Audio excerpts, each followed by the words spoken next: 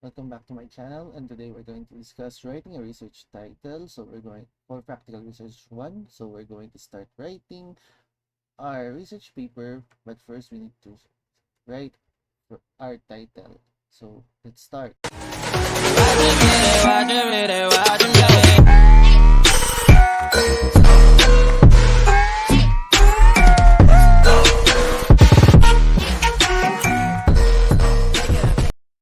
Writing a research title, so here's the code and the reference that we're going to be using.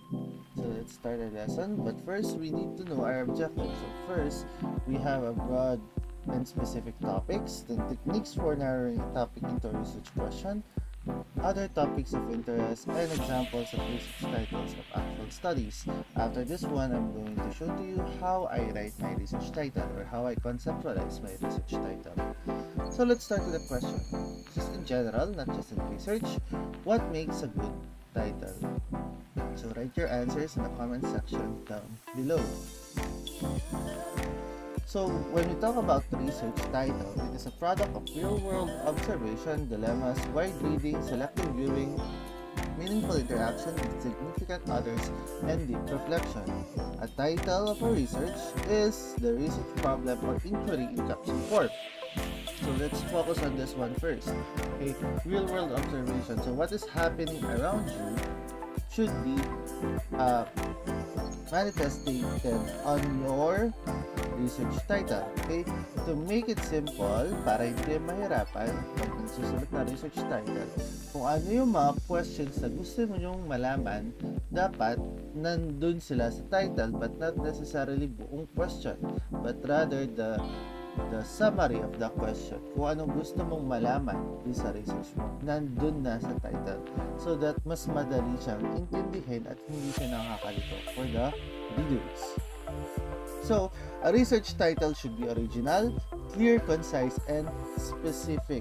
Okay? Ito yung mga kailangan sa research nyo. And don't forget the acronym SMART. Okay? Na dapat kaya siya ma-attain on the time given to you. Then, let's talk about broad and specific topics. Okay? If you notice here, we have examples of broad topics. So, on the right hand side of the screen, there are broad topics, and the corresponding specific topics are on the left hand side. Okay, so pag broad topic, if you notice, lack of self-confidence, while when it comes to specific topic, lack of self-confidence in adolescents, root causes, manifestation, and interventions. Okay, smoking hazards, sa kabila naman, health hazards of direct and indirect smoking, prevention and cure. Then another, marketable popular garment brands, while on specific, marketability of a popular garment brand, a case study. Then last is human immunodeficiency virus. While sa kabila, HIV, causes, preventions, treatment, and care. Okay, sa broad topic masyado siyang malawak. Okay, while mahirap siyang gawin kung malawak ang topic mo. So let's be specific on what we are writing, on what we want to know sa ating research. That's why we need to have a specific topic. So, techniques for narrowing a topic into a research question. So, we have 6 here. The literature, that's the first step. So, here's the simple things that you can do. Replicate. Number 1, replicate a previous research project exactly or with slight revisions. Research can be replicated so that you would know if the findings are correct or not, or to prove the findings. Then second, explore unexpected findings discovered in the previous research.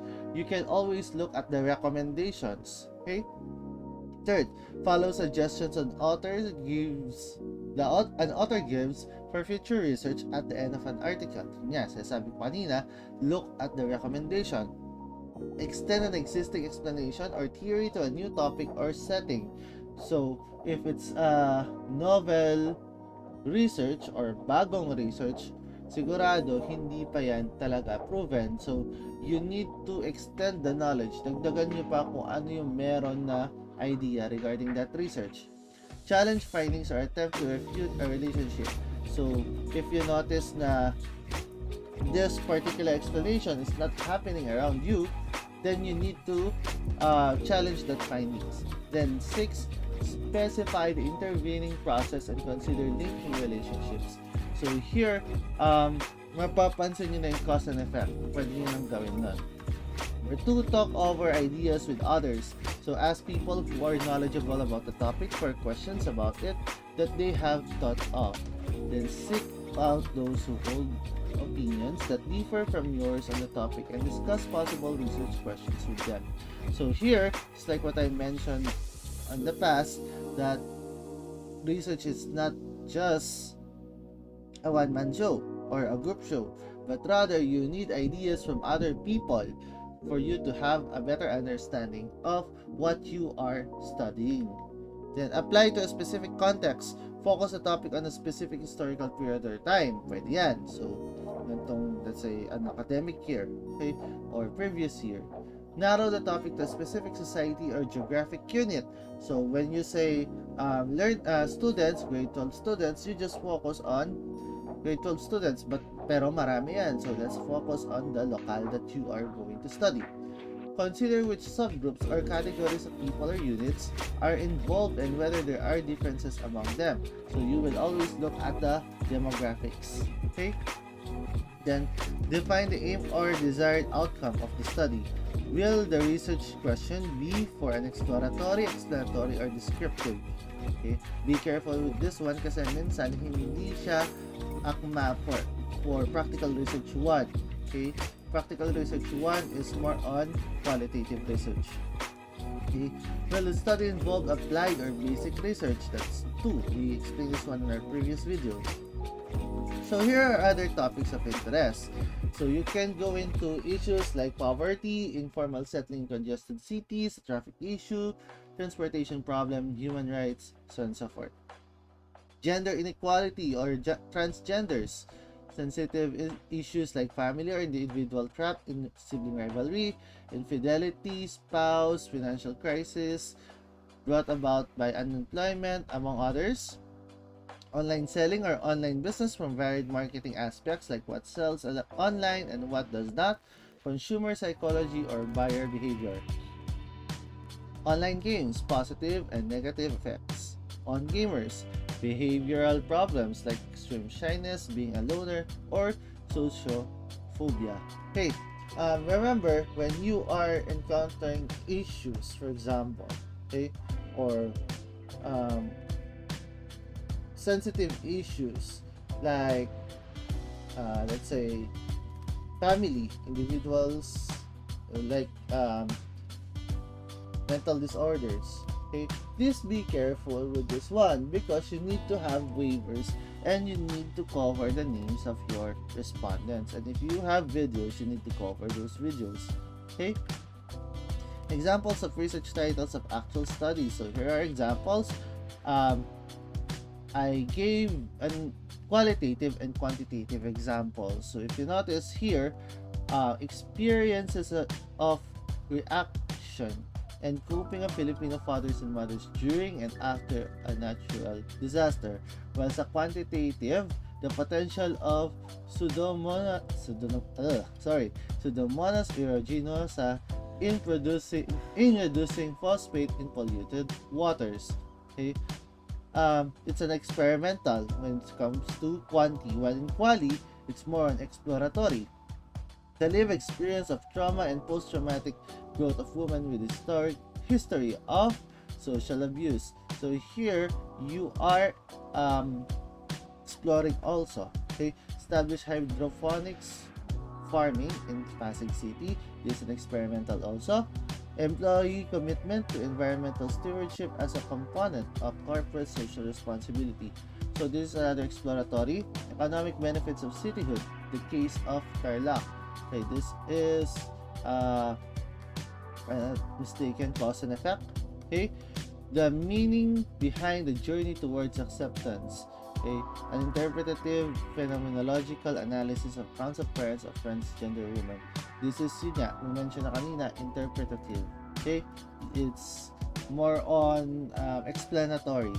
the social psychological effect of soap operas Ruby on selected college women in the Mendiola Consortium. This is a cause and effect also. Okay. We have other examples here. Okay, you may read them. You may post a video and read the topics or titles, I mean. Here's another one. You may post also the video to read the titles. So how to write a good research title? This is based on my experience on how I write my research title. So here, so first what I usually do is think of a topic.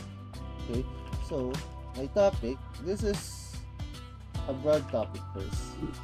Okay, what do I want to know? There are several things that you can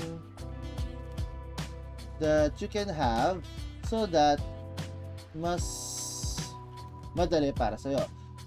The best tip that I could give to you is always study what you want to know. Okay, so for me, I would like to know the, let's make it timely.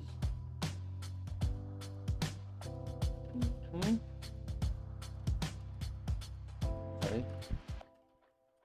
Blended learning. Okay? Yan. Blended learning.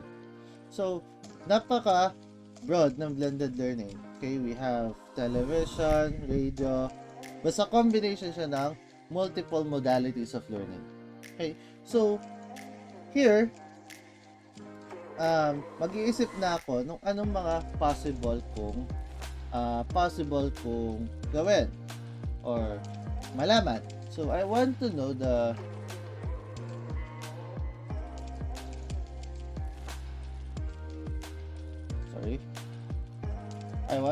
challenges of, let's be specific,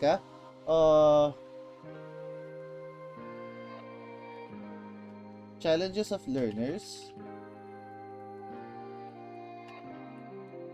with in blended learning. Let's just correct the grammar using Grammarly.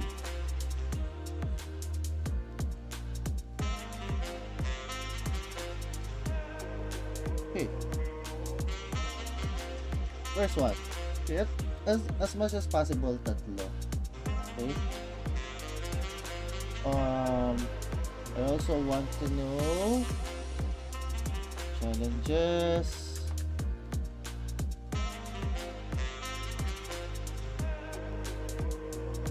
let's say I want to have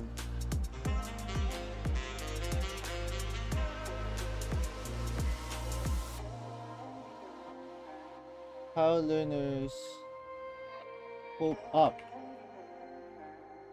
with blended learning.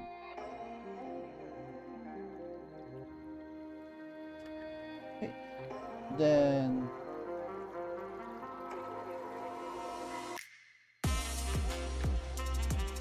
opinions.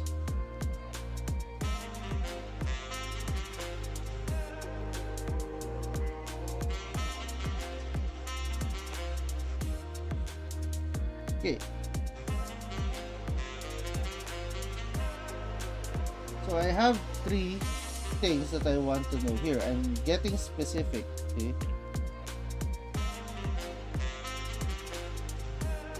I'm getting specific now. So I want to know the challenges, learners, coping mechanism, and opinions regarding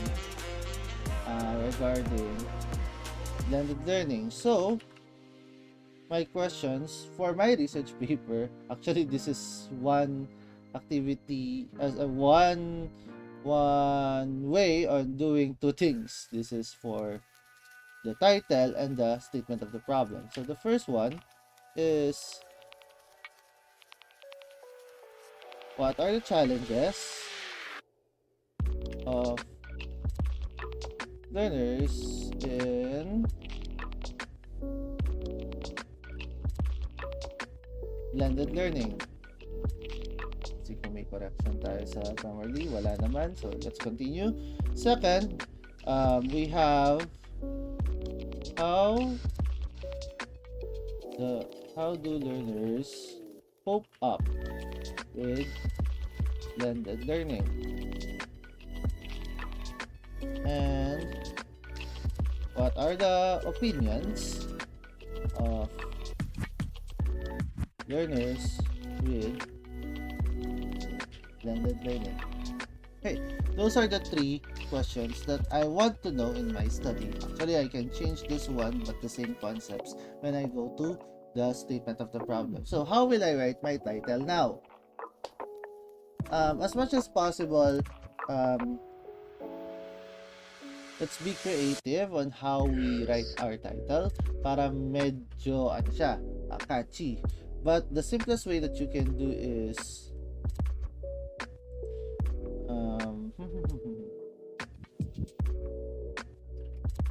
possible, understanding the challenges,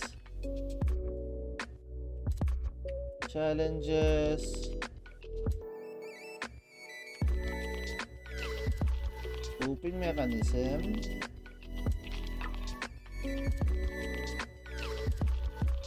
and opinions of learners with blended learning. Okay, that's one example of a research title. By the way, if you are writing a research title, it is better to have 10 to 12 words maximum. So, yung mga important words lang. So, hindi kasama yung mga, for example, end of with. So, 1, 2, 3, 4, 5, 6, 7, 8.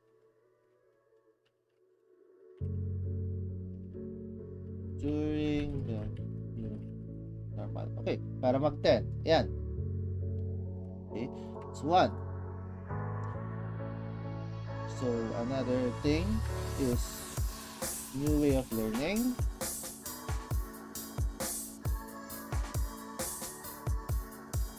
Challenges, coping mechanism, and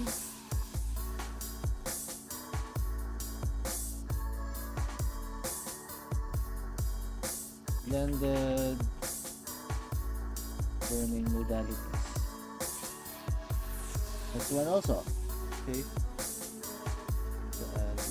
Okay. At least we have 3 options where we can always use it. Okay. Or choose among them. Possible din naman ilagay nyo what kind of study. A phenomenological study of the challenges, coping mechanism, and opinions of learners with blended learning in the new normal. So let's see kung ilang words. 1, 2, 3, 4, 5, 6, 7, 8, 9, 10, 11. Okay, pasok pa naman siya. So that's how I write my research title. So I start, let's have a recap. That I started with a broad topic which is blended learning. Then, I take up specific topics that I want to understand. So I have challenges, coping up or coping mechanism, and opinions of learners. So I created questions based on those 3 specific topics that I want to understand. So I have what are the challenges of learners in blended learning, how do learners cope up with the blended learning, what are the opinions of learners with blended learning. Those are 3. Then I conceptualize my title. Here are the possible titles: Understanding the Challenges, Coping Mechanism, and Opinions of Learners with Blended Learning During the New Normal. New way of learning, challenges, coping mechanism, and opinions of learners with blended learning modalities. And last, phenomenological study of the learner, of the challenges, coping mechanism, and opinions of learners with blended learning in the new normal. So here, I can already choose what I want to study. Okay, so in my case, 1, 2, 3, 4, 5, 6, 7, 8, 9, 10, 11. So I'll be using this one as my title. New way of learning, challenges. Sorry. I can use this one, pero medyo misleading tong part na to. So I'll just use this. Phenomenological study of the challenges, coping mechanism, and opinions of learners with blended learning in the new normal of education. Yan, dagdagan na lang natin yan. Okay, so I'll be using this one. Now, I'll be showing to you the template that we are using for the research. Okay.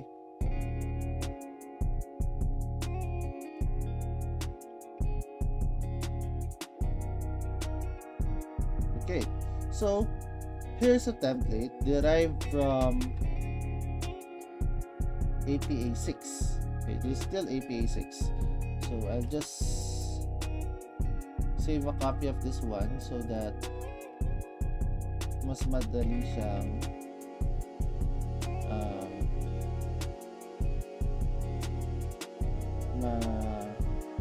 ma-identify once we're done. Sorry.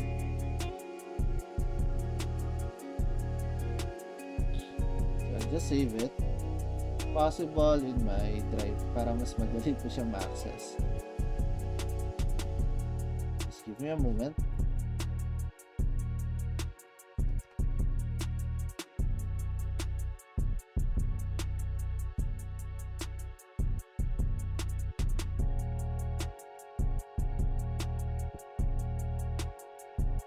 Okay, here now. This is already call this one a template for APA 6. We have APA 7 but hindi pa masyadong ginagamit. So APA 6 na. So I give this one to my students para mas madali. Actually nasa formal school ko pa. So yan, may abstract na. Actually, we can always look it here. May abstract na siya. May conceptual framework, introduction, conceptual framework, SOP, scope and delimitation, significance of the study, the methods. We'll go to them one by one on the next topic. So, you already have the title, so we will just put it here. Yan. Pero dapat all caps. So, I'm going to change this one to all caps. Then, the title here.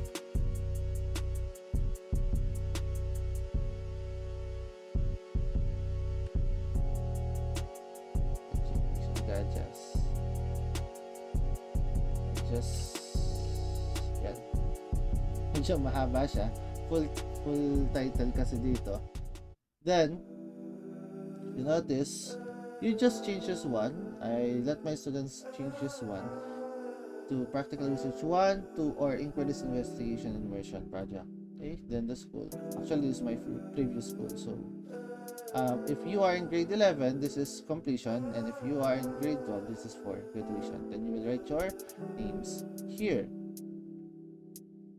Then, again, title, all caps, then change again, then dyan nag-adjust ang aking template. Yeah, nag-adjust siya. Yun. Okay, then we have acknowledgement, title, okay na. Then here, full title.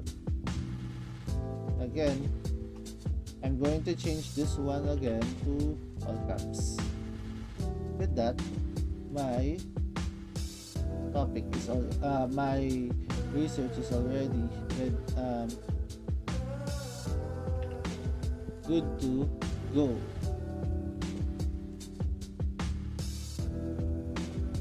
There. So one by one, lalagyan natin itong mga to. Okay? So ayan. Mas madali. Then may template tayo. Sinusundan. Okay?